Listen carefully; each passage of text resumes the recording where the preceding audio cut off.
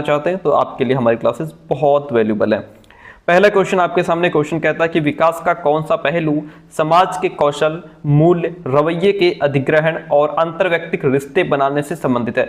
कौन सा विकास है जो अच्छे से हो जाए तो हम समाज की स्किल सीख पाएंगे, समाज के मूल्य, आदर्श, रवैया और समाज के साथ कैसे रिश्ते बनाने हैं, ये सारी चीजें हम सीख पाएंगे।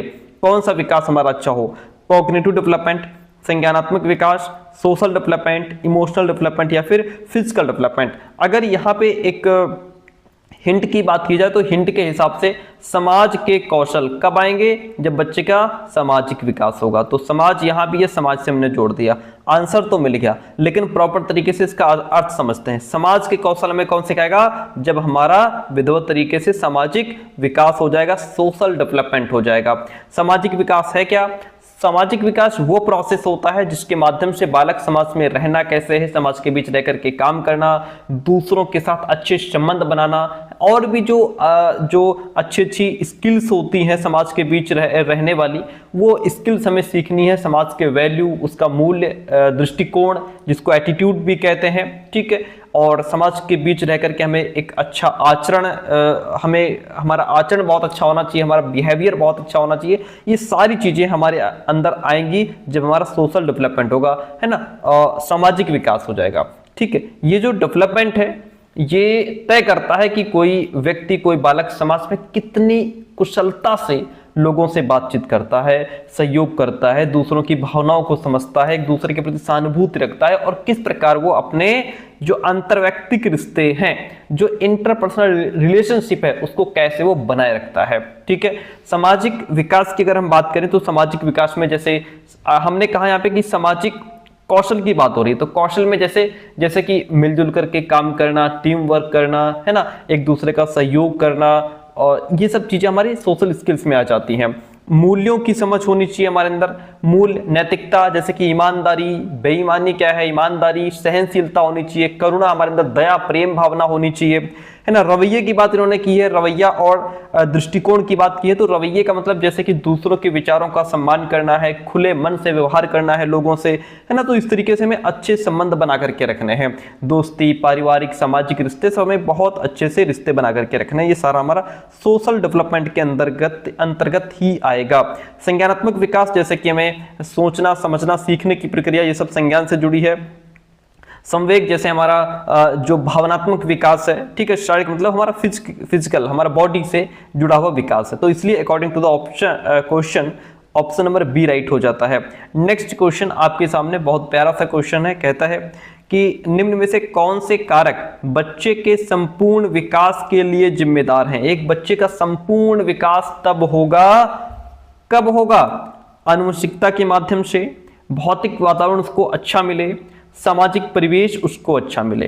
कौन सी चीज इसमें सही होगी? देखिए, संपूर्ण विकास का मतलब क्या है? पहले तो संपूर्ण विकास का मतलब समझो। संपूर्ण विकास का मतलब है कि बच्चे का physical development, mental development, social development, cognitive development, उसका इमोशनल डेवलपमेंट, हर तरीके से भाई, जिसमें शारीरिक, मानसिक, सामाजिक, संज्ञानात्मक, भावनात्मक पक्ष, ये सारे पक्ष शामिल होते हैं। वहां पे बच्चे को क्या चाहिए? उसके लिए आनुवंशिकता भी जरूरी है, जो गुण उसके पेरेंट्स से मिले हैं, और फिर उसका वातावरण भी जरूरी है कि उसको अच्छा एटमॉस्फेयर मिलना चाहिए, और सामाजिक परिवेश, यानी कि ये तीनों ही इसमें इंपॉर्टेंट हो जाते हैं, ठीक है। तो आनुवंशिकता का मतलब आप यहाँ पे समझ रहे हैं, जैसे कि जो हमें अपने पेरेंट्स से जो गुण मिलते हैं, हमारे जैसे बॉडी स्ट्रक्चर हो गया, है ना, जैसे पिताजी की बहुत अच्छी बॉडी है, हष्ट-पुष्ट हैं, तो बच्चे भी उसी तरीके के हो जाते हैं। बहुत प्रतिभाशाली पिताजी हैं तो बच्चे के अंदर भी ऐसी बुद्धि अच्छी आती है, ठीक है। तो सारी चीजें हैं। किसी बच्चे की अगर बौद्धिक क्षमता या उसका जो बॉडी स्ट्रक्चर है तो उसके माता पिता से मिल सकता है, बिल्कुल एज इट इज मिल सकता है। वो आनुवंशिकता होती है जो हमें पेरेंट्स से गुण मिलते हैं। भौतिक वातावरण का मतलब है कि जैसे कि उसका घर हो गया, उसका स्कूल है, और उसको कैसा हवा पानी मिल रहा है, कैसे न्यूट्रिशंस मिल रहे हैं, ठीक है, उसके परिवार का माहौल क्या है, किस प्रकार के वो है ना। तो ये सारी चीजें भौतिक एनवायरनमेंट में आ जाती हैं। सामाजिक परिवेश का मतलब है कि जैसे उसके, इसमें भी आपका परिवार आ जाता है, आपके परिवार, दोस्त, स्कूल, समुदाय, आपकी सभ्यता, संस्कृति, ये सारी चीजें, ठीक है। तो ये सारी चीजें मिलकर के बच्चे का एक संपूर्ण विकास करती हैं। तो यहाँ पे हमारे सारे ही ऑप्शंस 1, 2, 3 राइट हो जाते हैं। अगला प्रश्न लेते हैं, और प्रश्न कहता है कि वह प्रक्रिया जिसमें एक बालक अपने माता पिता, अपने जो सहपाठीगण हैं और अन्य महत्वपूर्ण व्यक्तियों से अंतःक्रिया करके सामाजिक कौशल, विचार और मूल्य सीखता है, तो इसको क्या कहते हैं? इसको क्या कहा जाता है? एक बच्चा है वो यानी कि अपने पेरेंट्स से भी सीखता है, उसके जो सहपाठी हैं उनसे भी सीख रहा है, और भी जो महत्वपूर्ण व्यक्ति हैं जैसे टीचर हो गए उसके, उनके साथ अंतःक्रिया करके सीख रहा है और सामाजिक कौशल, विचार और मूल्य सीखता है। तो इसको क्या कहा जाता है? इसको समाजीकरण कहा जाएगा। क्या कहा जाएगा? इसको समाजीकरण कहा जाएगा, इसको सोशलाइजेशन कहा जाएगा। ठीक है, क्योंकि वो समाज के साथ अंतःक्रिया करके सीखता है और सोशल स्किल्स सीख रहा है, अपने विचारों का आदान प्रदान करके उनको भी सीख रहा है। ठीक है, तो ये समाजीकरण कहलाएगा। पाठ या ढांचा तो वहां होता कि अगर बच्चा कोई प्रॉब्लम हल कर रहा है वहां पे वो फंसता है, फिर दूसरा उसको हेल्प कर देता है, फिर तो वो इसके फोल्डिंग बाहर से हो जाएगा। ठीक है, अधिज्ञान वो होता है जिसमें बालक अपने आप को पहचानता है। तो यहाँ पे according to the question option B right हो जाएगा। और अंतःक्रिया करता है समाज के साथ, ये वाइगोत्स्की का पॉइंट है, इसमें कोई बड़ी बात नहीं है।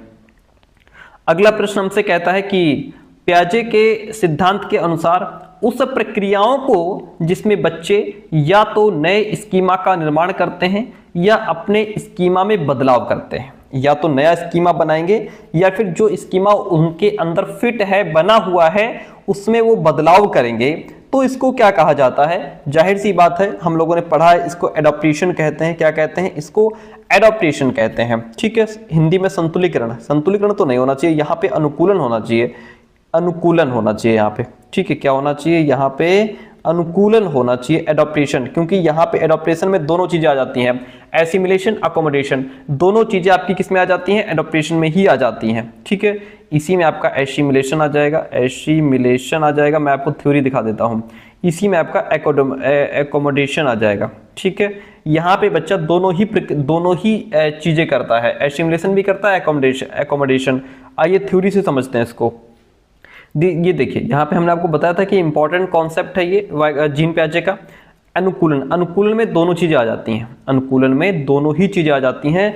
यहाँ पे वातावरण के अनुसार अपने आप को ढालना, जैसा वातावरण है उसके अनुसार अपने आप को ढालना अनुकूलन कहलाता है। इसमें आत्मसात्करण और समायोजन, एसिमिलेशन और अकोमोडेशन दोनों चीजें आ जाती हैं, जिसका मतलब यह है कि आत्मसात्करण में क्या होता है कि पूर्व ज्ञान को नए ज्ञान के साथ जोड़ लिया जाता है, इसी को आत्मसात्करण कहते हैं। हमने आपको समझाया था, बच्चे के अंदर ये वाला स्कीमा बना हुआ है कि एक कुत्ता होता है, चार पैर होते हैं, कान होते हैं, पूंछ होती है उसकी, फिर उस नए डॉग को देखता है, फिर वो क्या करता है? अपने पूर्व ज्ञान को नए ज्ञान के साथ जोड़ता है, ये भी भौंक रहा है, ये भी भौंकता था, मतलब ये भी कुत्ता है, ऐसा हो सकता है।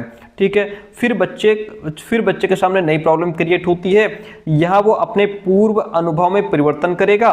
वो पहले तो इसको देख करके कुत्ता ही बोल देगा क्योंकि उसके अंदर कुत्ते का स्कीमा फिट है, फिर वो इसको देख करके पहले तो कुत्ता बोल देगा, बाद में सोचेगा अरे हाँ यार ये कुत्ता नहीं है, ये तो म्याऊं म्याऊं करती है, इसका मतलब फिर को आगे जब पता चलता है तो समझता है कि हाँ ये बिल्ली है।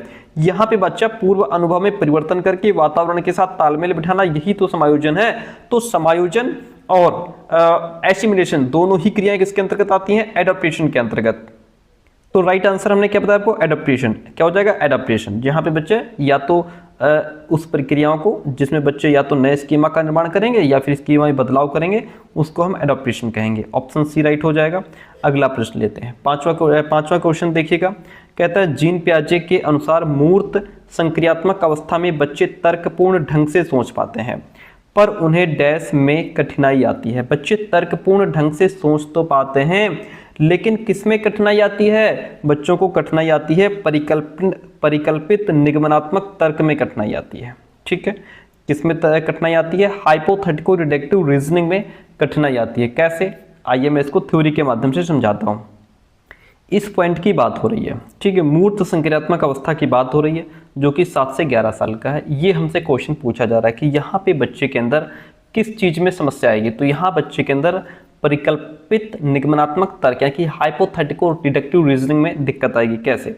जो 7 से 11 वर्ष की अवस्था होती है, इस अवस्था तक समस्याओं के प्रति बच्चा संवेदनशील और चिंतित होने लगता है। हालांकि चिंतन में अभी इतना कोई क्रमबद्धता नहीं आती है, उसके अंदर तार्किक चिंतन होने लगता है। जैसे सेंटा क्लॉज का झोला शायद उतना बड़ा नहीं जिसमें सब कुछ समा जाए, फिर सेंटा क्लॉज एक ही शाम सभी के घर भी नहीं जा सकता। बच्चे के अंदर तर्क तो आ गया है, लेकिन इतना तर्क नहीं आया है कि इतना जो है कितना बड़ा संसार है, अगर वो चलेंगे तो एक ही घर कैसे पहुंचेंगे और कितनी दूरी होगी, ये सारी चीज़ें उसके दिमाग में नहीं आएंगी। हालांकि तर्क आने लग जाता है, ठीक है। और यहाँ पे बच्चे के अंदर कंजर्वेशन का गुण आ जाएगा, ठीक है। और जैसे मिट्टी का आकार बदल सकता है पर उसका आयतन नहीं, या फिर बर्तन बदल सकता है लेकिन उसमें पानी की मात्रा उतनी ही रहेगी, है ना। और रिलेशनशिप का गुण आ जाएगा, 4 दूनी 8 होता है तो 2 चक्कू 8 होगा। वर्गीकरण आ जाएगा। लेकिन यहाँ पे जैसा कि क्वेश्चन में पूछा गया है, जो पॉइंट हो रहा है कि निगमनात्मक पूर्वकल्पना तर्क, ठीक है, परिकल्पित निगमनात्मक तर्क कहा गया है उसको, यही पॉइंट है। इसका प्रयोग बच्चा किसमें करेगा? 11 से 15 वर्ष में करेगा, ठीक है, 11 से 15 वर्ष में। अच्छा, ये जो पॉइंट है परिकल्पित निगमनात्मक तर्क, इसका मतलब क्या होता है? देखिए समझते हैं। पियाजे के अनुसार इस अवस्था में, यानी कि अब बच्चा जब 11 से 15 वर्ष में होगा फॉर्मल ऑपरेशनल स्टेज में, तब बच्चा जो है वैज्ञानिकों की तरह तार्किक सोच रखते हैं, ऐसा पियाजे कहते हैं। वे निगमनात्मक पूर्वकल्पना तर्क का प्रयोग समस्या हल में करते हैं, अर्थात वे समस्या के संभावित उत्तरों का परीक्षण करके कोई भी प्रॉब्लम है तो उसके क्या क्या पॉसिबल आंसर हो सकते हैं, पहले वो आंसर निकालते हैं, फिर उन आंसर का टेस्ट करते हैं और फिर जो सही आंसर है उसको निष्कर्ष पर पहुंचते हैं। जैसे अब यहां से आप समझ पाएंगे कि ये जो परिकल्पित निगमनात्मक तर्क है ये आखिर है क्या, इसका मतलब क्या है। जैसे समस्या है, समस्या क्या है कि एक पौधा मुरझा गया, ठीक है, एक पौधा मुरझा गया, तो ये क्या है? ये परिकल्पना है। परिकल्पना उसको लेकर के क्या हो जाएगी? हाइपोथेसिस क्या हो जाएगी? हो सकता है कि उसको पानी नहीं मिला इस वजह से सूख गया, या हो सकता है धूप नहीं मिली तभी सूख गया, या हो सकता है उसमें कीड़े लग गए इसलिए सूख गया। ये क्या है? ये हाइपोथेसिस है। ये क्या है? ये हाइपोथेसिस कहलाता है, परिकल्पना कहलाता है कि आप इमेजिनेशन कर रहे हैं कि ऐसा ऐसा हुआ होगा। अब उसके ये आंसर हो सकते हैं, संभावना है कि ये आंसर हो सकते हैं। अब ये जो आंसर है इसको आप टेस्ट करेंगे। अगर पानी डालते हैं पौधा हरा हो जाता है तो उसके पीछे रीजन क्या निकलेगा कि पानी की कमी थी भाई इसलिए पौधा सूखा। अगर धूप में रखने पर ठीक होता है तो उसके पीछे का रीजन ये निकलेगा, पेड़ के पीछे सूखने का रीजन ये निकलेगा कि भाई धूप नहीं मिली इसलिए सूख गया। तो सबसे सही कारण को स्वीकार किया जाएगा। ये क्या है? ये आप लास्ट में निष्कर्ष पर पहुंचेंगे, ठीक है। तो ये होता है परिकल्पित निगमनात्मक तर्क, जिसमें हम क्या करते हैं, जिसमें हम पहले समस्या को देखते हैं, फिर उसके क्या क्या आंसर राइट हो सकते हैं, फिर उन आंसर को टेस्ट करते हैं और जो बेहतर आंसर उसको एज अ कंक्लूजन हम निकाल के रखते हैं। तो ये चीज यहाँ पे बच्चे को कठिनाई इसलिए होती है क्योंकि ये चीज तो आती है बच्चे के अंदर जब बच्चा होता है 11 से 15 साल का, और यहाँ पे बात हो रही है मूर्त संक्रियात्मक अवस्था की, जहां बच्चा है 7 से 11 साल का, ठीक है। तो यहाँ पे बच्चे के अंदर तर्कपूर्ण ढंग से सोच तो पा रहे हैं, लेकिन उनके अंदर हाइपोथेटिको डिडक्टिव रीजनिंग नहीं आएगी, वो आएगी जब बच्चा 11 से 15 वर्ष का हो जाएगा। ऑप्शन यहाँ पे सी राइट हो जाता है। हम बढ़ते हैं नेक्स्ट प्रश्न की तरफ।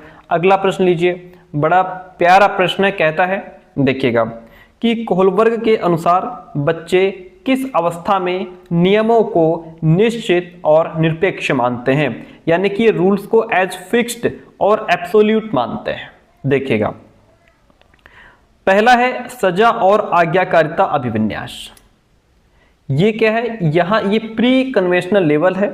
बच्चे कोहलबर्ग ने 3 लेवल 6 चरण दिए थे, तो ये प्री कन्वेंशनल लेवल पूर्व परंपरागत स्तर है जहां पे बच्चा 4 से 10 साल का होता है, ठीक है। और ये वो लेवल होता है जहां बच्चे नैतिक निर्णय जो है वो अपने व्यक्तिगत लाभ और दंड से बचने के आधार पर करते हैं। जैसे कि मैंने आपको क्या किया था, इसका एक वो आपका एक एग्जाम्पल मैंने आपको दिखाया था, आइए एक बार मैं दिखा भी देता हूं। मैंने जीन पियाजे, कोहलबर्ग, वाइगोत्स्की तीनों की थ्योरी बहुत डिटेल में पढ़ाई है, उसको जरूर कर लीजिएगा। यहाँ की बात हो रही है जहाँ बच्चा 4 से 10 साल का होगा।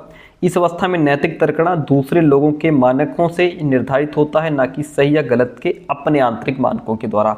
बच्चा यहाँ किसी भी व्यवहार को अच्छा या बुरा, उसके भौतिक परिणाम क्या होंगे उसके आधार पर मानता है उसको। इसकी 2 अवस्थाएं होती हैं, जैसा कि क्वेश्चन में पूछ रहा है, वो हमारी ये पहला स्तर है, ठीक है। जो पहले स्तर की पहला चरण है ये। अच्छा या बुरा काम पूरी तरह से उसके रिजल्ट पर डिपेंड करता है कि उसका रिजल्ट क्या होगा। बालक डर के भय से बड़ों की आज्ञा का पालन करता है, लेकिन किसी गलत क्रिया को गलत नहीं मान सकता यदि वो क्रिया पहचानी ना जाए, दंडित न किया जाए।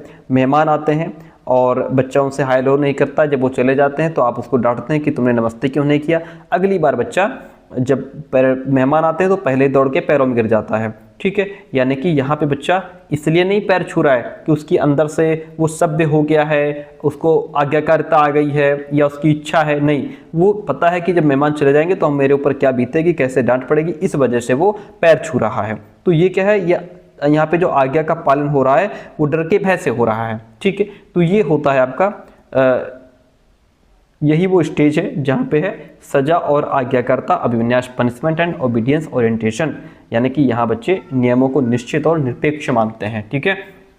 यहाँ पे नैतिकता का मतलब कि जो है आज्ञा का पालन करना है। ओके, इतनी बात क्लियर है।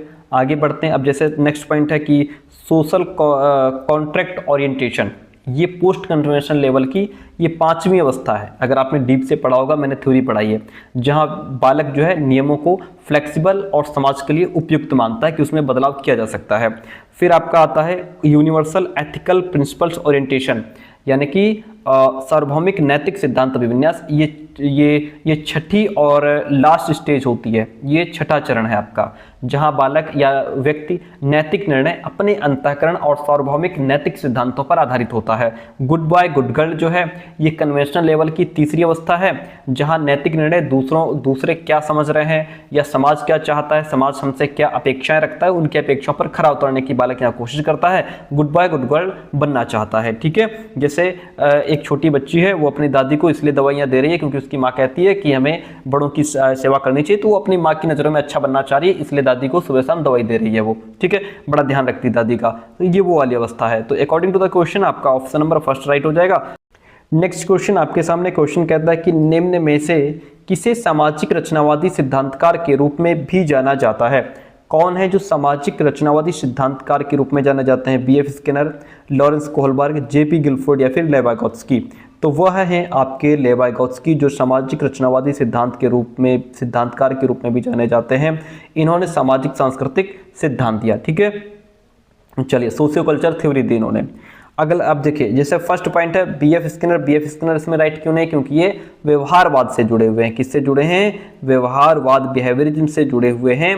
और इन्होंने ऑपरेंट कंडीशनिंग थ्योरी दी थी, आपको पता ही होगा। और ये जो है ये सोशल कंस्ट्रक्टिविज्म में विश्वास नहीं रखते हैं, यानी कि सामाजिक रचनावाद में विश्वास नहीं रखते हैं।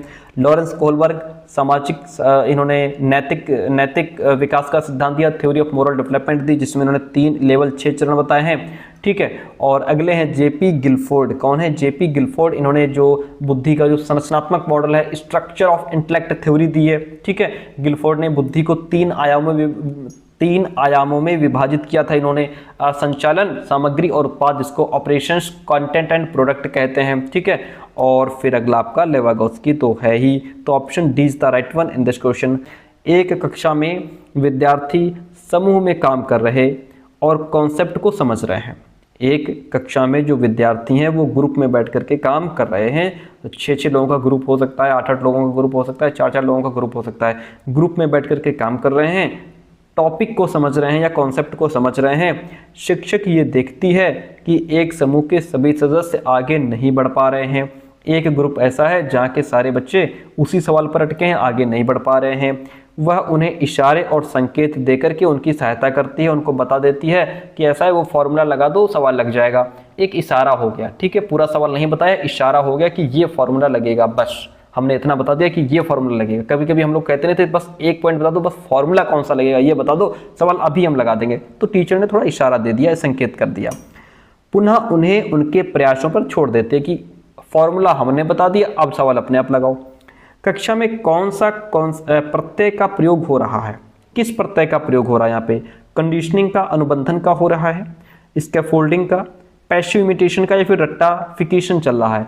सिंपल सी बात है, यहाँ वाइगोत्स्की का पॉइंट है, स्कैफोल्डिंग चल रहा है, पाड़ या ढांचे का काम हो रहा है, जहां बच्चे को इशारा देकर के या एक टेम्पररी हेल्प दी जाती है, कुछ समय के लिए थोड़ी सी हेल्प दे दी जाती है और बच्चा अपने काम को कर ले जाता है, उसको स्कैफोल्डिंग या फिर पाड़ या ढांचा कहते हैं। Option B is the right one in this question. अगला प्रश्न लीजिए, एक प्रगतिशील कक्षा की विशेषता क्या है? जो एक प्रोग्रेसिव एजुकेशन है उसकी क्या विशेषता है भाई? शिक्षक की गतिशीलता होती है इसमें, टीचर्स मोबिलिटी, यानी कि जो प्रगतिशील कक्षाएं हैं उनमें टीचर बच्चों के साथ मूवमेंट करते हैं, एक्टिव होकर के बच्चों के साथ सहभागिता निभाते हैं या पार्टिसिपेट करते हैं। केवल ब्लैक बोर्ड तक चीज़ें सीमित नहीं रहती, पूरी तरीके से जैसे बच्चों के साथ इन्वॉल्व होकर के टीचर सिखाते हैं बच्चों को, है ना, प्रोजेक्ट बेस्ड काम होता है, लर्निंग बाय डूइंग के माध्यम से बच्चे सीखते हैं।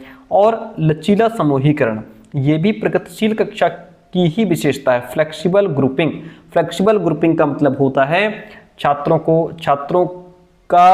छात्रों की जिसमें रुचि है, जितनी उनकी क्षमता है, जैसी उनकी आवश्यकता है, उनके हिसाब से उनको ग्रुप में डिवाइड कर दिया जाता है। ठीक है, तो ये लचीला समूहीकरण है। जो बच्चा जैसी रुचि, क्षमता, योग्यता रखता है, जैसी उसकी आवश्यकता है, उसके हिसाब से उसको अलग अलग ग्रुप में डिवाइड कर दिया जाता है। ठीक है, अच्छा, बच्चों की स्वायत्तता, ऑटोनॉमी टू चिल्ड्रन, यानी कि यहाँ पे बच्चे जो हैं वो सीखने के लिए स्वतंत्र होते हैं, है ना, उनकी जिज्ञासा और क्रिएटिविटी को यहाँ पे बढ़ावा दिया जाता है। बहुत सारी सामग्रियों का प्रावधान, बात तो ठीक है, अच्छी चीज़ है भाई, बहुत सारी सामग्री का प्रावधान। यहाँ बच्चों के लिए खिलौने भी लाओ, और जो साइंस से रिलेटेड जो टूल्स हैं, जो उपकरण हैं बच्चों को, है ना, उत्तोलक वगैरह वो भी लाओ, और कहानियों की किताबें भी लाओ। ये सारी चीज़ें बच्चों को प्रोवाइड कराओ, बच्चे बढ़िया सीखेंगे। सारे ऑप्शंस राइट हैं भाई, ये सारे ही प्रगतिशील कक्षा की विशेषताएं हैं। ठीक है, तो हम जाएंगे 1 2 3 4, सारे ही ऑप्शंस आपके राइट हो जाते हैं। कौन सी बुद्धि में शामिल हैं? बिंबों को कुशलतापूर्वक संचालन करने की क्षमता, आलेख के कौशल और तर्क उनका जिनके 2 से अधिक विमितियां होती हैं। बहुत बड़े क्वेश्चन की लैंग्वेज देखो कितनी कठिन है, क्वेश्चन समझ में ही नहीं आ रहा क्या कह रहा है। आइए समझाता हूँ। क्वेश्चन कहता है कि ऐसी कौन सी बुद्धि होती है जिसमें इमेजेज यानी कि चित्रों, graphics, skills and reasoning, anything that would include more than 2 dimensions, यानी कि ऐसी कौन सी बुद्धि होती है जिसमें चित्रों को, ग्राफिक्स को, अलग अलग प्रकार की जो शेप्स होती हैं उनको समझने की और घुमाने की, कल्पना में इधर उधर करने की क्षमता होती है। इमेजिनेशन में ही, बिल्कुल डायरेक्ट नहीं, अपने दिमाग में ही वो चित्रों को समझ रहे हैं, ग्राफिक्स को समझ रहे हैं, अलग अलग प्रकार की आकृति को समझ रहे हैं। ठीक है, अपनी इमेजिनेशन में, विशेषकर जब 2 या 2 से अधिक, यानी कि विशेषकर जब बात 2 से ज्यादा दिशाओं या अलग अलग डायमेंशंस की हो। ठीक है, ऐसी यानी कि कुल मिलाकर के बात यह है किस प्रकार की समझ या बुद्धि वाले लोग चित्रों और आकृतियों को अपने दिमाग में अच्छे से देख और घुमा सकते हैं। ठीक है, कौन सी बुद्धि होती है? तो ये जो बुद्धि होती है इसे कहते हैं स्पेशियल इंटेलिजेंस, स्थानिक बुद्धि। ठीक है, जैसे ये लोग क्या होता है जिनके अंदर स्पेशल इंटेलिजेंस होता है, ये मैप को बहुत अच्छे से समझ लेते हैं, इनके अंदर मैप को समझने की बुद्धि बहुत अच्छी होती है, मैप को समझ करके रास्ता बड़े जल्दी समझा देंगे। कोई आर्किटेक्ट हो गया, बिल्डिंग की 3D इमेज को दिमाग में सोच सकता है, कोई कलाकार, डिजाइनर, ये चीज़ों को पहले तो इमेजिनेशन अपने दिमाग में ही बना लेते हैं, फिर उसको सामने मूर्त रूप देते हैं, पहले अपने दिमाग में ही चीज़ों को बना लेते हैं। तो ये स्पेशल इंटेलिजेंस की विशेषताएं हैं। तार्किक गणितीय बुद्धिमत्ता जिनके अंदर होती है, ठीक है, ये लोग मैथ्स में बहुत अच्छे होते हैं और बहुत जल्दी समस्याओं को पकड़ते हैं, क्वेश्चंस को, मैथ्स के क्वेश्चन बहुत जल्दी हल करते हैं। शारीरिक गति संवेदनात्मक बुद्धि, बॉडली काइनेस्थेटिक इंटेलिजेंस, जैसे कि प्लेयर्स हो गए, खिलाड़ी, जिनका अपनी बॉडी पर फुल कंट्रोल होता है। ठीक है, अंतरवैयक्तिक इंटरपर्सनल, ये लोग दूसरों की भावनाओं को बहुत जल्दी पकड़ते हैं। इंटरपर्सनल दूसरों, और अगर इंट्रापर्सनल होता तो अपनी हो जाता, तब व्यक्ति अपने बारे में बढ़िया सोच पाता है। इंटरपर्सनल मतलब दूसरों को बहुत जल्दी समझ लेते हैं। According to the question option number D right हो जाएगा। हम बढ़ेंगे नेक्स्ट प्रश्न की तरफ। अगला प्रश्न आपसे क्या कहता है? भाषा और सोच। देखिए, भाषा और सोच की अगर बात करें, एक दूसरे से स्वतंत्र होता है, सामाजिक सांस्कृतिक संदर्भ से स्वतंत्र होता है, या फिर एक दूसरे से परस्पर जुड़ा है क्योंकि दोनों एक दूसरे को असंख्य रूप से प्रभावित करते हैं, या केवल आनुवंशिकता से प्रभावित होता है ना कि पर्यावरणीय कारकों से। देखिए, भाषा और सोच की अगर बात करें तो ये दोनों एक दूसरे को प्रभावित करते हैं। लैंग्वेज एंड थॉट, जब कोई बालक भाषा सीखता है तो उसकी सोचने की क्षमता भी बढ़ जाती है। इसी तरह हमारे अंदर थॉट्स, थिंकिंग का डेवलपमेंट होता है, और बालक अपने इमोशंस, अपने थॉट्स जो हैं वो लैंग्वेज के माध्यम से ही बाहर ला पाता है। तो ये दोनों आपस में जुड़े हुए हैं क्योंकि दोनों एक दूसरे को असंख्य रूप से प्रभावित भी करते हैं। ठीक है, ये मान लीजिए छोटा बच्चा है तो क्या करता है? पहले तो वो सोचता है, पहले इसके अंदर थॉट आता है, लेकिन उसके पास शब्द नहीं होते। जैसे जैसे वो लैंग्वेज सीखता है, अपने थॉट्स को बेहतर ढंग से हमारे सामने रखने लगता है, अपनी बात रखने लगता है, जो उसके दिमाग में चल रहा है वो बोलने लगता है, यानी सोचने बोलने की क्षमता साथ साथ बढ़ती जाती है। तो आपस में दोनों जुड़े हुए हैं, ऑप्शन सी राइट हो जाएगा। हम बढ़ेंगे नेक्स्ट प्रश्न की तरफ। अगला प्रश्न कहता है कि यह संभावित है कि एक बालक जो अपने माता पिता को गैर अनुरूपवादी जेंडर व्यवहार करते हुए देखती है, एक बच्ची है, एक चाइल्ड है, एक बच्चा है, अपने पेरेंट्स को गैर अनुरूपवादी जेंडर व्यवहार यानी कि नॉन कन्फॉर्मिस्ट रोल्स, इसका मतलब क्या होता है? नॉन कन्फॉर्मिस्ट रोल्स का मतलब होता है कि जैसे भाई क्या है, जनरली ये होता है कि पिताजी बाहर काम करते हैं, पैसे कमाते हैं, माताजी घर का काम करती हैं, बच्चों की देखभाल करते हैं, ये हो गया पारंपरिक रूप।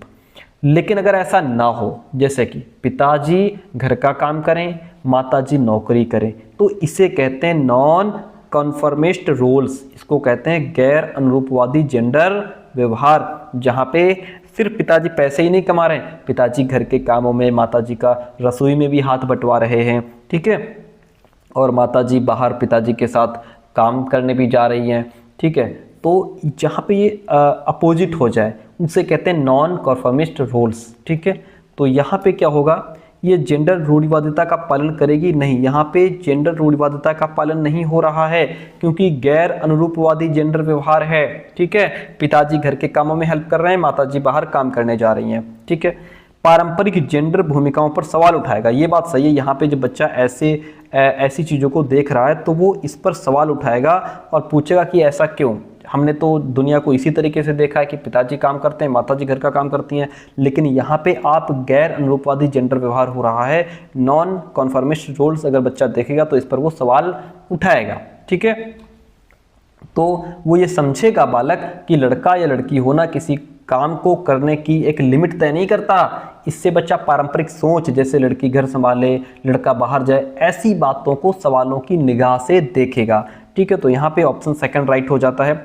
जेंडर निरंतरता का यहाँ पे कोई पालन नहीं है, जेंडर पूर्वाग्रह से ग्रसित यहाँ पे कुछ नहीं है, ऑप्शन बी जो है वह राइट हो जाएगा। अगला प्रश्न लीजिए, और प्रश्न कहता है, क्या कहता है कि अपनी कक्षा में विविधता के समायोजन के लिए एक टीचर को क्या करना चाहिए? विविधता, देखिए विविधता का मतलब हमने बार बार बताया है कि हर छात्र अलग संस्कृति से आता है क्लास में, उसकी भाषा अलग हो सकती है, उसकी सभ्यता, उसकी परंपराएं, रीति रिवाज, सोचने का तरीका, सीखने की गति, सब कुछ अलग हो सकता है। इसलिए एक टीचर को क्या करना चाहिए? छात्रों की सामाजिक सांस्कृतिक पृष्ठभूमि के प्रति संवेदनशील रहना चाहिए, समान निर्देश देने चाहिए और व्यक्तिगत मतभेदों की अवहेलना करनी चाहिए। नहीं, हम कभी भी क्लास में व्यक्तिगत मतभेदों की अवहेलना नहीं करेंगे, ठीक है। समान निर्देश भी नहीं देंगे क्योंकि कोई बच्चा तेज सीख रहा है, कोई धीमे सीख रहा है, ठीक है। तो जैसा बच्चा है, जैसा वो उसकी सीखने की स्पीड है, उसके हिसाब से हम उसको सिखाएंगे। ये गलत हो गया क्योंकि हमने यहाँ व्यक्तिगत मतभेद को शामिल नहीं किया, उसको अवहेलना कर दी। छात्रों के सामाजिक संदर्भ की पूरी तरह से अवहेलना हम नहीं करेंगे। बच्चों को उनके माता पिता के व्यवसाय के आधार पर नामांकन करना, नहीं, हम बच्चों को लेबल्ड भी नहीं करेंगे, नामांकित भी नहीं करेंगे कि उनके पिताजी के व्यवसाय के आधार पर उनका नामांकन कर दिया, ये भी गलत बात है, ठीक है। On the bias of their parents, ठीक है, कि हम उनके सिर्फ यहाँ पे हम पूर्वाग्रह से जुड़ गए, बायसनेस हो गया, ये भी हटा दो। एक ही ऑप्शन बचता है कि छात्रों की जो सामाजिक सांस्कृतिक पृष्ठभूमि है, हमें उसके प्रति संवेदनशील रहना चाहिए। सभी छात्रों का जो भी बैकग्राउंड है उसको समझना चाहिए, और जो बच्चा जैसा सीखने वाला है उसके हिसाब से हमको टीचिंग मेथड अपनाना चाहिए, ताकि सभी बच्चे खुद को सम्मानित महसूस कर सकें, अपने आप को समझ पाएँ कि हमारी भी क्लास में कोई इम्पोर्टेंस है, हम भी महत्व रखते हैं, ठीक है। इससे बच्चा खुल करके बात करेगा, क्वेश्चन पूछेगा, क्योंकि उसके विचारों को यहाँ पे महत्व मिल रहा है। तो option A is the right one in this question. अगला प्रश्न लेते हैं। प्रश्न कहता है, आकलन का उद्देश्य क्या होना चाहिए? ये जो क्लास में हम आकलन करते हैं, असेसमेंट करते हैं, इसका क्या उद्देश्य होना चाहिए? देखिए, आकलन का मकसद ये समझना होता है कि बच्चे ने कितना सीखा है और उसकी हेल्प कैसे की जा सकती है और वो बेहतर कैसे सीख सकता है, ठीक है।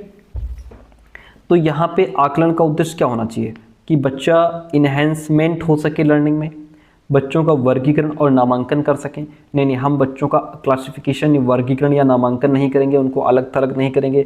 देखिए लेबल्ड जो है ना, या कैटेगराइज, ये सब नेगेटिव वर्ड हैं। बच्चों में कंपटीशन को बढ़ावा नहीं देंगे, बच्चों के अंदर भय और तनाव पैदा नहीं करेंगे। हम ऐसा काम करें कि बच्चों को सीखने में वृद्धि हो, बच्चे सीखने में और ज़्यादा इम्प्रूव कर पाएँ अपने आप को। ठीक है, यहाँ पे option A is the right one in this question. हम बढ़ेंगे नेक्स्ट प्रश्न की तरफ। अगला प्रश्न नीचे कहता है कि बच्चों के सीखने और तरक्की के मूल्यांकन के लिए विविध तरीकों और प्रणालियों का प्रयोग करना चाहिए। बात बिल्कुल ठीक है कि बच्चे सीखें और तरक्की करें, इसके मूल्यांकन के लिए अलग अलग प्रकार के तरीके हमको अपनाने चाहिए। ठीक है, ये बात सही है, क्योंकि हर बच्चा अलग तरीके से सीखता है, इसलिए मूल्यांकन में भी एक से अधिक विधियां, तरीके हमको अपनाने चाहिए। एक ही तरीके से सबका मूल्यांकन नहीं करना चाहिए। विभिन्न क्षेत्रों में बच्चों के विकास की समग्र जानकारी देने के लिए मूल्यांकन का एक तरीका काफ़ी नहीं होता है ना। ये बात आपको समझ में आई भाई? जैसे इसका मतलब ये है कि बच्चा सिर्फ एक विषय या एक ही स्किल में आगे नहीं बढ़ता, बल्कि बच्चा कई क्षेत्रों में, बच्चा विभिन्न क्षेत्रों में, अर्थात जैसे उसकी भाषा में भी अच्छा है बच्चा, मैथ्स में अच्छा है, उसके अंदर क्रिएटिविटी है, सोशल बिहेवियर उसका कैसा है, इमोशनली उसकी समझ कैसी है, इन सारे क्षेत्रों में डेवलपमेंट होता है ना बच्चे का। तो अगर हम एक ही तरीका अपनाएंगे मूल्यांकन का, तो ये तो गलत है ना कि हम बच्चे का फिर दूसरा जो उसका दूसरा क्षेत्र है उसको हम माप ही नहीं पाएंगे। जैसे अगर हम सिर्फ लैंग्वेज को लेकर के, भाषा पर उसका टेस्ट ले रहे हैं या सिर्फ मैथ्स पर उसका टेस्ट ले रहे हैं, तो जो उसको दूसरे जैसे इंग्लिश हो गया या दूसरे सब्जेक्ट हो गए, दूसरी चीज़ें हो गई, जो उसके अंदर क्रिएटिविटी है, स्पोर्ट है, वो सारे छूट जाएंगे ना। हम सिर्फ एक पॉइंट को लेकर के उसको नाप देंगे कि ये अच्छा है कि खराब है, ये गलत बात है। ठीक है, अगर हम सिर्फ उसका रिटन टेस्ट ले लेंगे तो बच्चे के बाकी जो डेवलपमेंट है वो तो नहीं समझ पाएंगे ना। बच्चों का केवल एकेडमिक नहीं होता डेवलपमेंट, उसमें भावनात्मक, सामाजिक, शारीरिक, भाषाई, मोरल डेवलपमेंट भी होता है भाई। एक ही मूल्यांकन तरीका जैसे लिखित परीक्षा सभी पहलुओं को नहीं माप सकता, इसलिए काफ़ी नहीं है। ठीक है, इसलिए ये जो सेकंड ऑप्शन है फर्स्ट को राइट भी करता है। ए और आर दोनों सही है, आर सही व्याख्या कर रहा है यहाँ पे ए की। ओके, इतनी बात हो गई क्लियर। हम बढ़ते हैं नेक्स्ट प्रश्न की तरफ। अगला प्रश्न लीजिए, समावेशी स्कूल की रचना में क्या शामिल है? समावेशी स्कूल क्या होता है भाई? समावेशी शिक्षा का मतलब हमने आपको पहले ही समझाया है कि सभी बच्चों को, चाहे वो किसी भी समाज, सभ्यता, संस्कृति से आते हों, वो फिजिकली चाहे जैसे हो, कोई बच्चा दृष्टिबाधित हो सकता है, मेंटल डिसेबल्ड हो सकता है, ठीक है, चाहे जो भाषा बोलता हो, सबको एक साथ एक छत के नीचे सब लोग पढ़ेंगे, एक साथ सबको पढ़ने का अवसर मिलेगा, ऐसा स्कूल है। तो उसकी रचना में क्या शामिल है भाई? नामकरण और दोषारोपण को अपनाना? नहीं, ये हम नहीं अपनाएंगे। नामकरण क्या होता है पहले तो ये समझो। नामकरण का मतलब ये होता है जब किसी बच्चे को उसका व्यवहार कैसा है, उसकी क्या कमजोरी है, या कोई उसकी स्पेसिफिक कोई विशेषता हमको मिल जाए, उसके बेस पर अगर हम उसको कोई पक्का टैग दे देते हैं, जैसे हमने कह दिया ये बच्चा बड़ा स्लो है, हमने उसको स्लो कह दिया, या हम किसी को कह दें ये बच्चा बहुत नालायक है, ये तो कमज़ोर वर्ग से कुछ नहीं कर पाएगा, ठीक है, ये लड़की है गणित में कमज़ोर ही होगी, ठीक है, तो ऐसे हम किसी को टैग दे दें कमज़ोर। हमने कह दिया ये लड़की बहुत कमज़ोर है तो हमने उसको कमज़ोर का टैग दे दिया, ठीक है। हम कहते हैं ये बहुत स्लो है तो हमने उसको स्लो का टैग दे दिया। हमको किसी का नामकरण नहीं करना है, ठीक है। कमज़ोर का हमको, अगर हम किसी को कहते हैं कि कमज़ोर है तो हमने उसको कमज़ोर का नामकरण दे दिया, वो हमको कभी नहीं करना है। दोषारोपण का मतलब क्या होता है कि जब किसी बालक को उसकी किसी कमी की वजह से, कंडीशन की वजह से, बैकग्राउंड की वजह से हीनता या शर्म का कारण मान लिया जाता है। जैसे कोई बच्चा कमज़ोर आर्थिक वर्ग से है तो उसे कमतर समझना, दिव्यांग बच्चे को बेचारा या अलग मान लेना, ठीक है, ये दोषारोपण हो जाएगा। अच्छा, पूर्वाग्रह और पक्षपात पर सवाल उठाना, ये बात सही है। समावेशी स्कूल की रचना में क्या शामिल है? Questioning stereotypes and prejudices. पूर्वाग्रह और पक्षपात पर सवाल उठाना, इसके मतलब ये है कि हम अपनी सोच और व्यवहार में जो भी गलत धारणाएं, झुकाव हैं, टीचर को क्या चाहिए कि टीचर उन्हें पहचाने, समझे, उन्हें बदलने की कोशिश करे। यदि टीचर के अंदर कोई पूर्वाग्रह है कि लड़कियां होम साइंस ही पढ़ेंगी, लड़के मैथ्स ही पढ़ेंगे, यदि इस तरीके का कोई पूर्वाग्रह उनके अंदर है तो वो उसको जांचे, है ना, और फिर उसको दूर करने का प्रयास करे, दूर करे।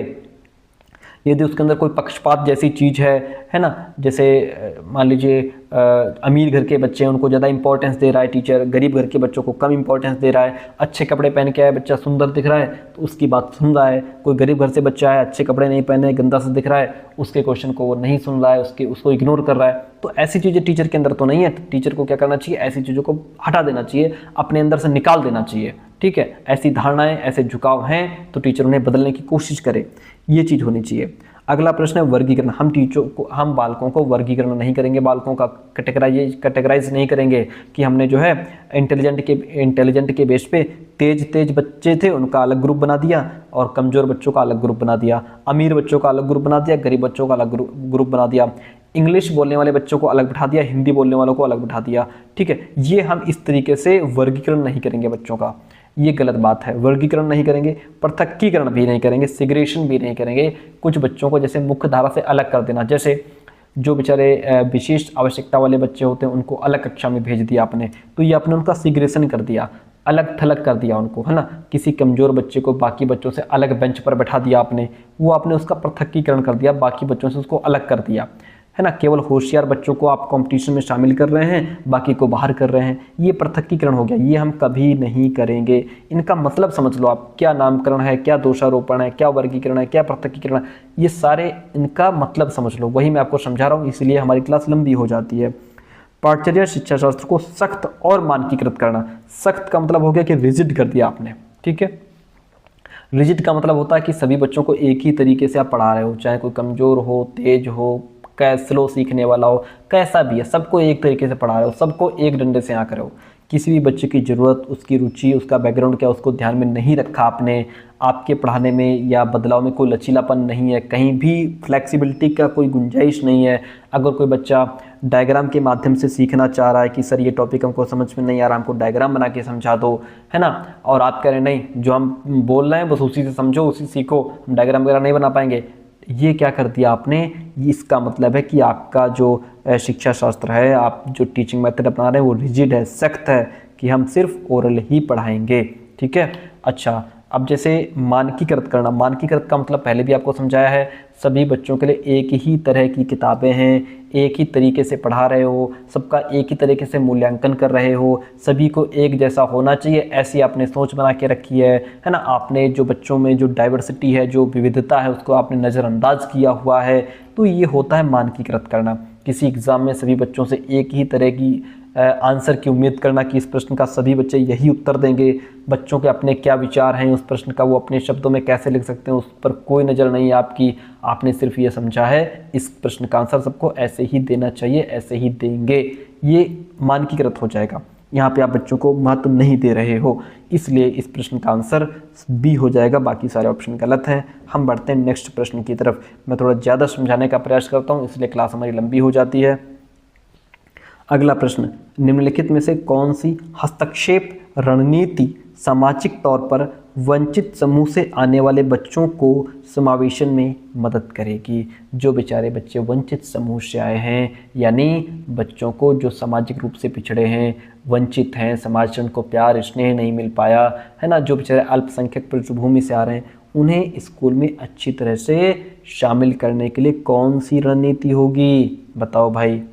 सभी बच्चों की बातों को धैर्यपूर्वक सुनना, बात तो ठीक है, हम बच्चों की बातों को धैर्यपूर्वक हमको सुनना भी चाहिए, इससे बच्चों को ये महसूस होगा कि वो भी उतने ही इम्पोर्टेंट हैं जितने कि दूसरे बच्चे, है ना। और वंचित बच्चे अक्सर खुद को एक तो दबा हुआ महसूस करते हैं, है ना, उनको लगता है कि हमारा कोई इम्पोर्टेंस ही नहीं है। जब टीचर धैर्य से उनकी बात को सुनेगा तो, है ना, उनकी बात को इम्पोर्टेंस देगा, उनकी विचारधारा को इम्पोर्टेंस देगा, तो बच्चे थोड़ा खुलेंगे, उनका कॉन्फिडेंस लेवल अच्छा होगा और फिर वो बढ़िया से क्लास में अपने आप को शामिल कर पाएंगे। बात बहुत अच्छी लिखी है। अगले ऑप्शन देख लेते हैं।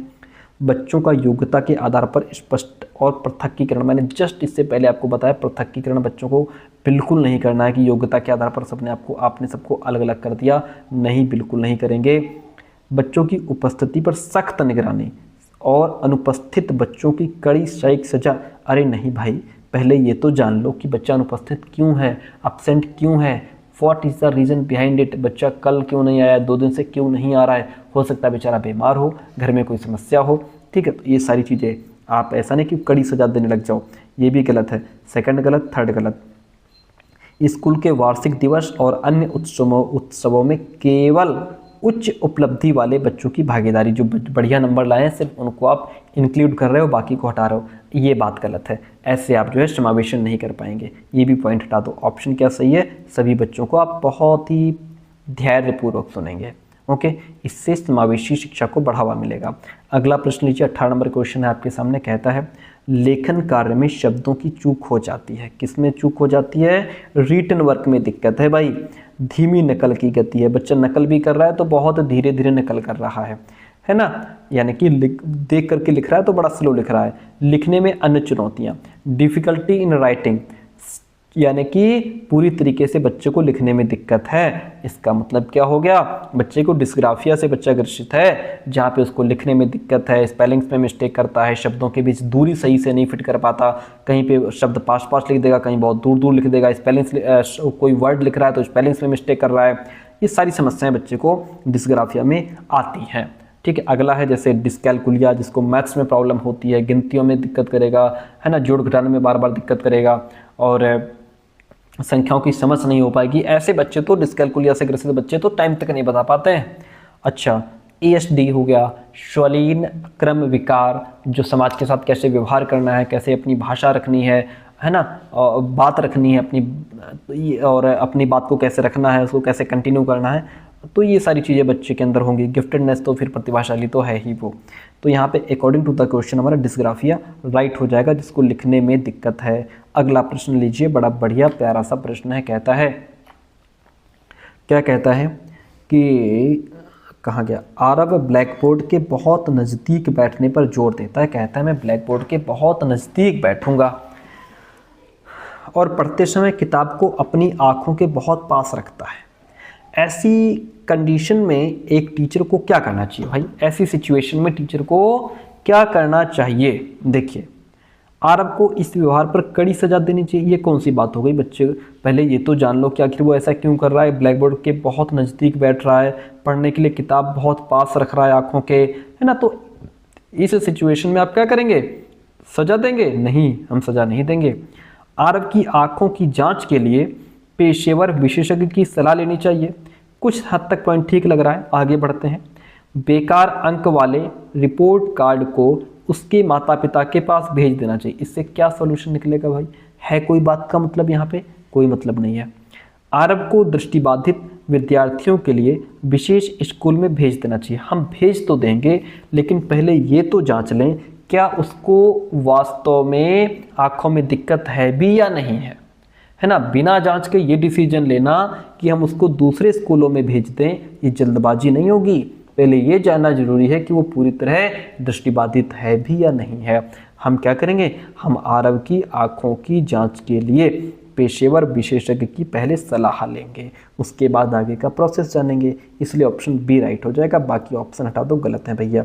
अगला प्रश्न लीजिए, मौलिकता, ओरिजिनलिटी, फ्लुएंसी, फ्लेक्सिबिलिटी, यानी कि मौलिकता, सोच में प्रवाह, लचीलेपन किसकी प्रमुख विशेषताएं हैं? श्वलीनता की, सृजनात्मकता की, डिसलेक्सिया की, या फिर ADHD की? किसकी विशेषताएं हैं भाई? देखिए, ओरिजिनलिटी का मतलब क्या है यहाँ पे? मौलिकता का मतलब ये है नए और अनोखे विचार उत्पन्न करने की क्षमता, ठीक है। सोच में प्रवाह, फ्लुएंसी का मतलब है कि बड़ी संख्या में विचार, थॉट्स जल्दी जल्दी उत्पन्न करने की क्षमता। लचीलेपन, फ्लेक्सिबिलिटी का मतलब है अलग अलग पॉइंट ऑफ व्यू से प्रॉब्लम्स को देखना और सॉल्यूशन निकालने की क्षमता। ये सारी क्वालिटीज़ कहाँ आएंगी? जो बच्चा क्रिएटिव होगा।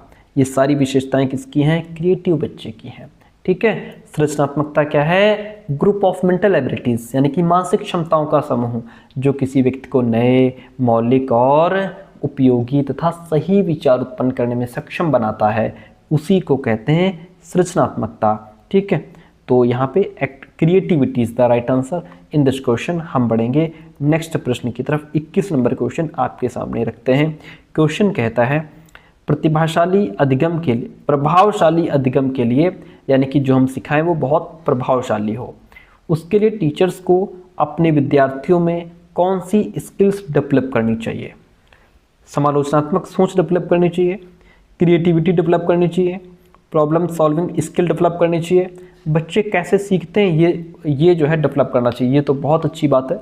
अगर हमें अपना अधिगम प्रभावशाली बनाना है तो हम क्या करें, हम बच्चों के अंदर क्रिटिकल थिंकिंग डेवलप करें, जहां बच्चा अब जो है चीज़ों को गहराई से सोच सके, समझ सके, उसके बारे में जान सके, उसका मूल्यांकन, उसके गुण दोष को समझ सके, वो होती क्रिटिकल थिंकिंग। क्रिएटिविटी, जहां बच्चा, मैंने जस्ट आपको अभी बताया क्रिएटिविटी क्या है, ये क्या है, ग्रुप ऑफ मेंटल एबिलिटीज है ना, जो बालक को नए मौलिक, उपयोगी और सही विचार उत्पन्न करने में सक्षम बनाए। ठीक है।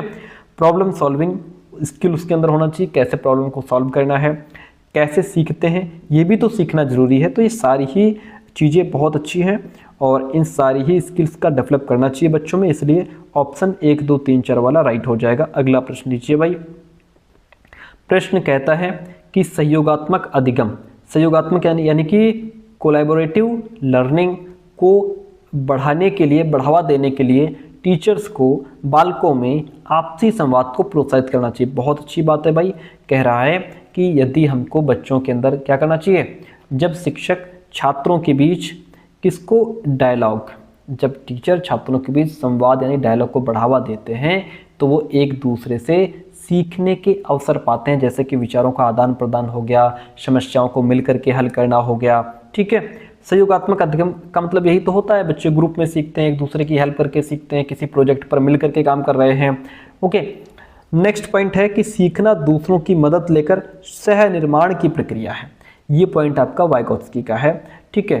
और इसका मतलब क्या है कि भाई यहाँ पे ये कह रहा है कि बच्चे अकेले नहीं सीखते, बल्कि ग्रुप में टीचर्स और अपने जो उसके जो MKO यानी कि मोर नॉलेजेबल अदर्स हैं, है ना, उनकी मदद से सीखते हैं।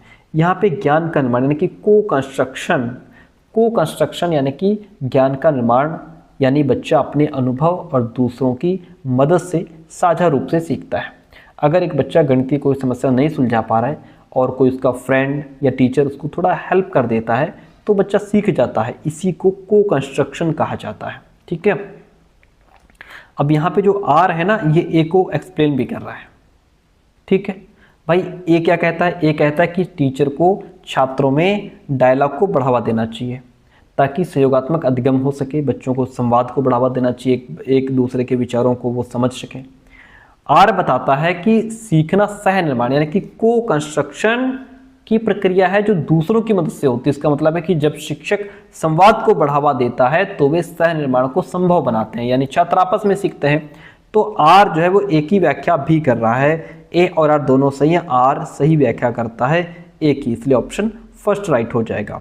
अगला पॉइंट लीजिए। 23 नंबर क्वेश्चन आपके सामने कहता है कि बच्चों के सीखने के बारे में निम्नलिखित में से कौन सा कथन सही नहीं है, हमें गलत ढूंढना है इसमें से। बहुत बढ़िया क्वेश्चन है, बड़ा इंपॉर्टेंट क्वेश्चन है। बच्चे चक्रीय तरीके से सीखते हैं, ये तो बच्चों के सीखने के बारे में बिल्कुल सही पॉइंट है कि बच्चे चक्रीय तरीके से सीखते हैं। अब आप कहेंगे सर समझा तो दो, स्पाइरल वे है क्या सीखने का? स्पाइरल लर्निंग वो होती है, इसका मतलब है कि बच्चा पहले किसी टॉपिक को, किसी कॉन्सेप्ट को मूल रूप से बुनियादी तौर पर सीखता है और फिर समय के साथ उसी टॉपिक को, उसी कॉन्सेप्ट को थोड़ा गहरा और व्यापक रूप में दोबारा सीखता है। जैसे हमने कह दिया कि हमने अभी क्या कह दिया कि बच्चा पहले कैसे सीखता है, पहले मूल रूप में। हमने बच्चों को पहले नाउन पढ़ाया। क्या पढ़ाया सर? नाउन पढ़ाया आपने, ठीक है।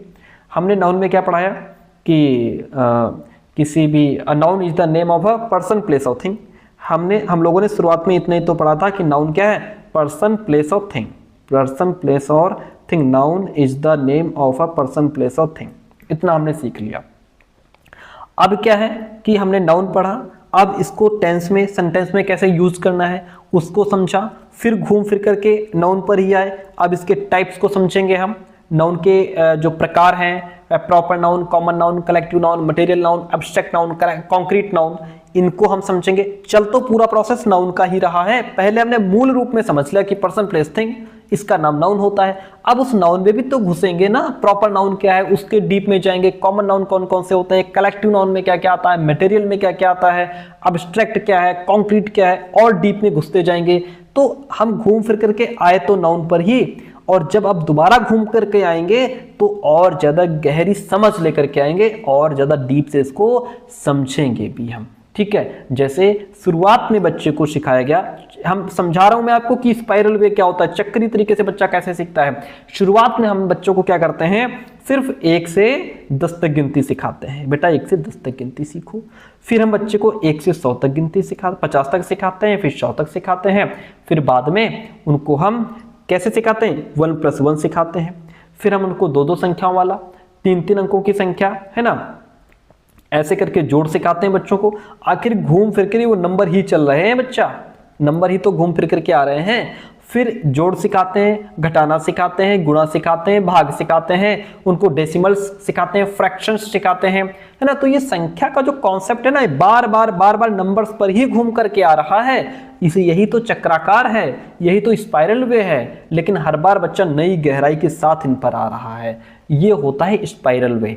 आई बात समझ में? तो बच्चे चक्रीय तरीके से ही सीखते हैं। ऑप्शन फर्स्ट यहाँ पे राइट है। हमें कौन सा ढूंढना है कि सीखने के बारे में गलत ढूंढना है हमको, ये तो सही है सीखने के बारे में। बच्चे रैखिक तरीके से सीखते हैं, नहीं, बच्चे रैखिक नहीं सीखते। रैखिक का मतलब यहाँ पे ये है कि बच्चे बिल्कुल एक सीधा लाइन में सीखते हैं, एक सीधा लाइन में, स्टेप बाय स्टेप नहीं सीखते बच्चे।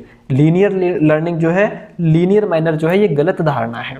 जैसे मैं आपको बताऊं कैसे गलत है भाई।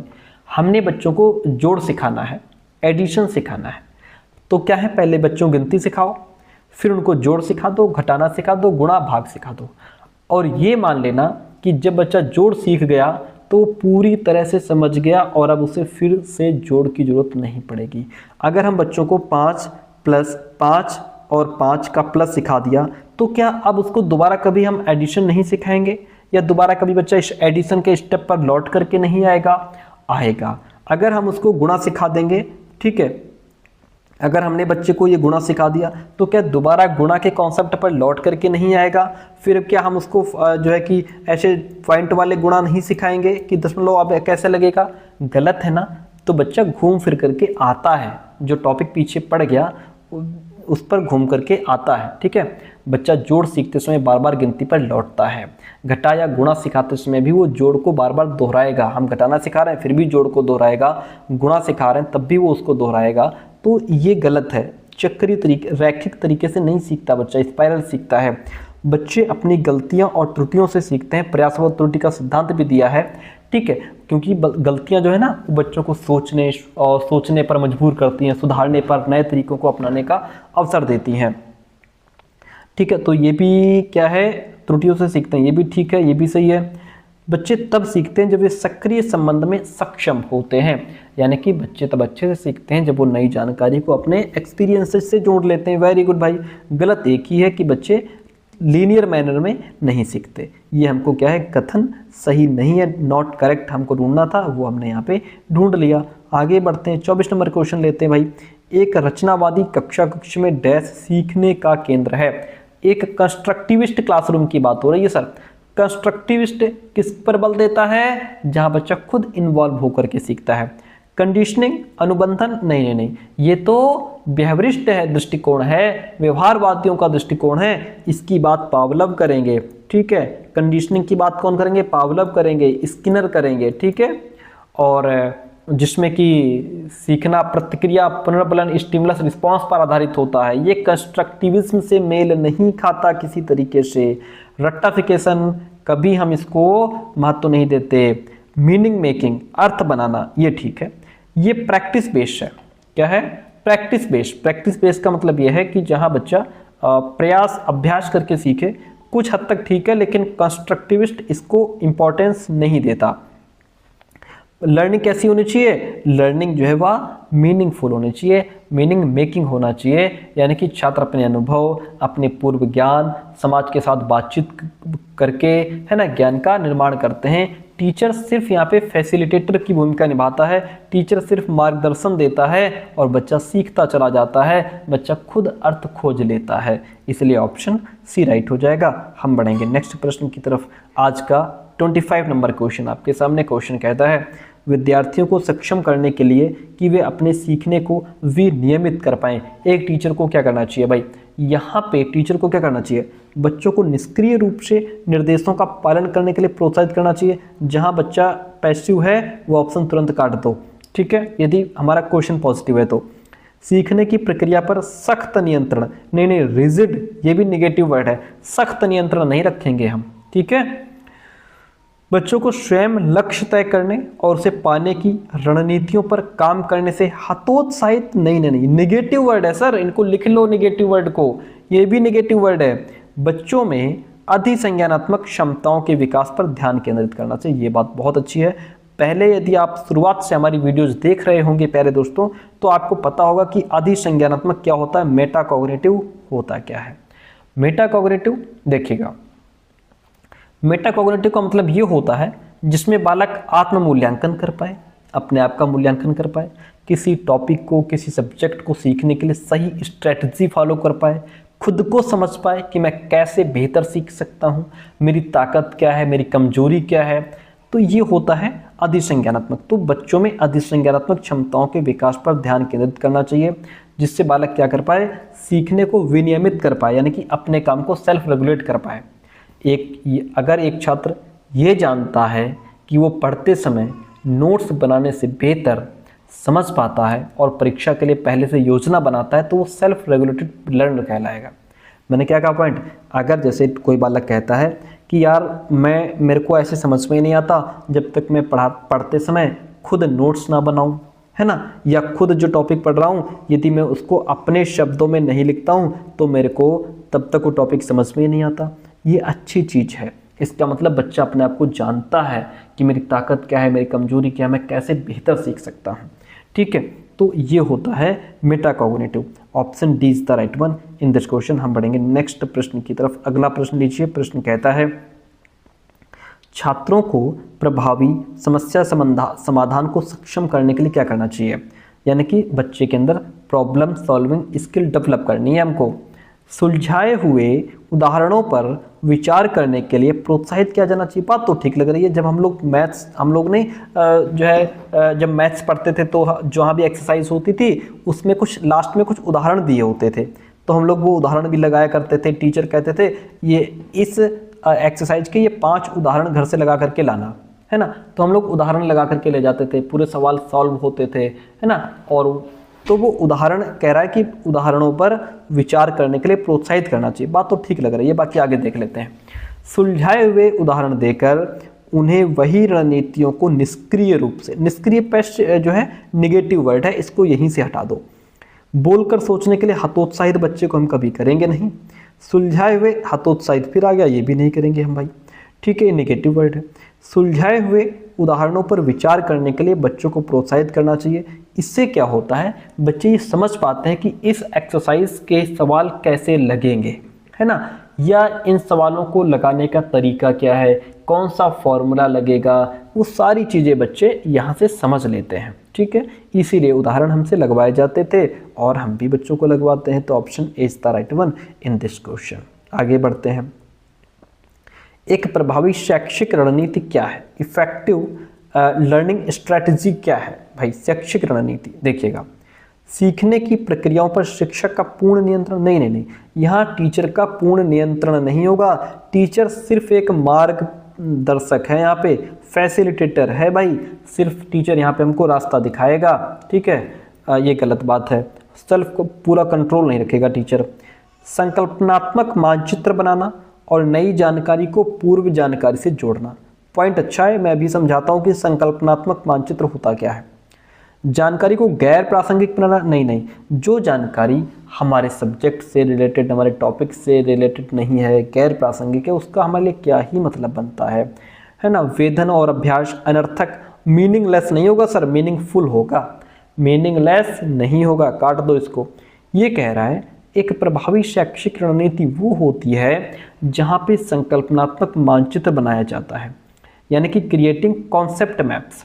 अगर हम कोई टॉपिक पढ़ रहे हैं तो उसको हम एज अ मैप बना रहे हैं तो वो हमको लंबे समय तक याद रहता है।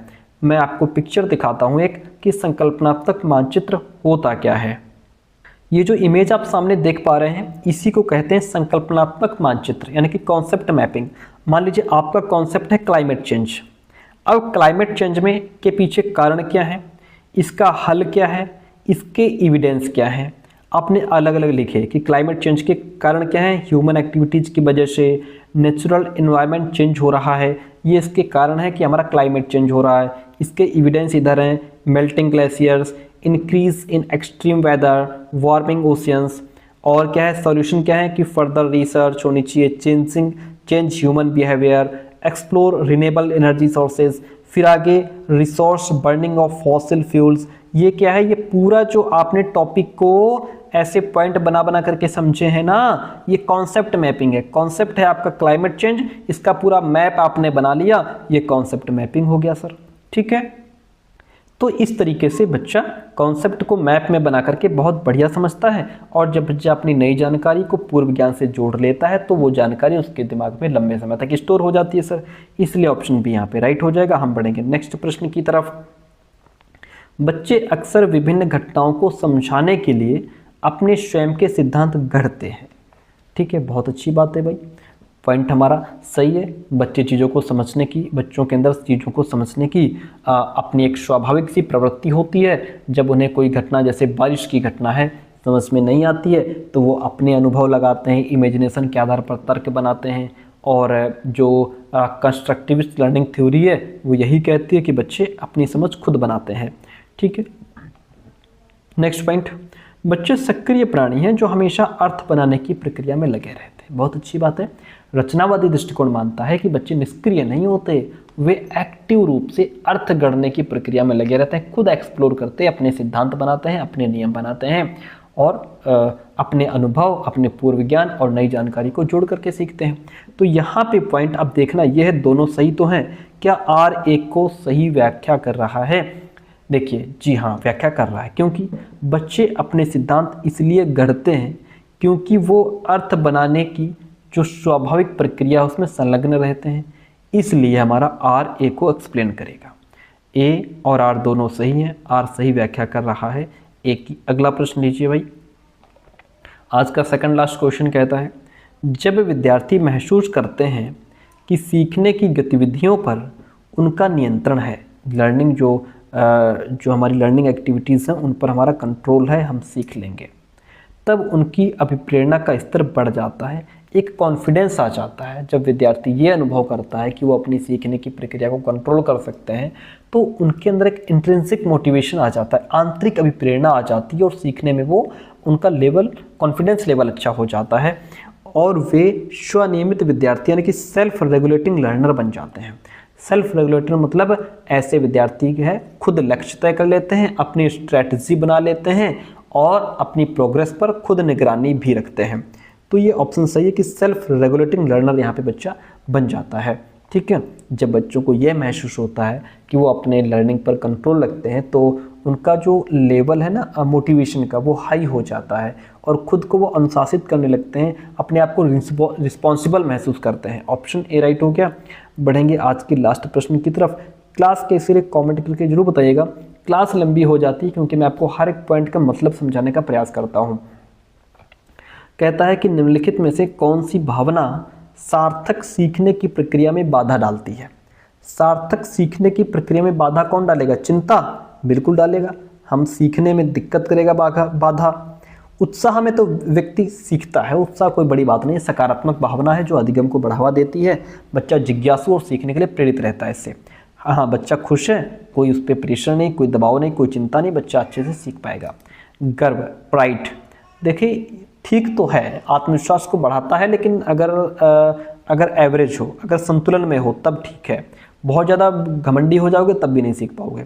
ये भी ठीक है अगर संतुलन में हो। तो हालांकि यहाँ पे कौन सी चीज़ ज़्यादा बाधा डाल रही है? तो चिंता ज़्यादा बाधा डालती है। एक जो चिंतित बच्चा होता है वो, उसका माइंड में उसके तनाव आ जाता है, बच्चा अपने आप कंसंट्रेट नहीं कर पाता है, इन्फॉर्मेशन को कलेक्ट नहीं कर पाता है ना, टॉपिक को समझ नहीं पाता है, क्योंकि उसके अंदर क्या है, एक चिंता बैठी हुई है। किसी भी चीज़ को लेकर के हो सकती है, फेल होने का डर हो सकता है ना, या घर से कोई चिंता उसको हो सकती है। तो ये मीनिंगफुल लर्निंग में बहुत बड़ी बाधा होती है, इसलिए ऑप्शन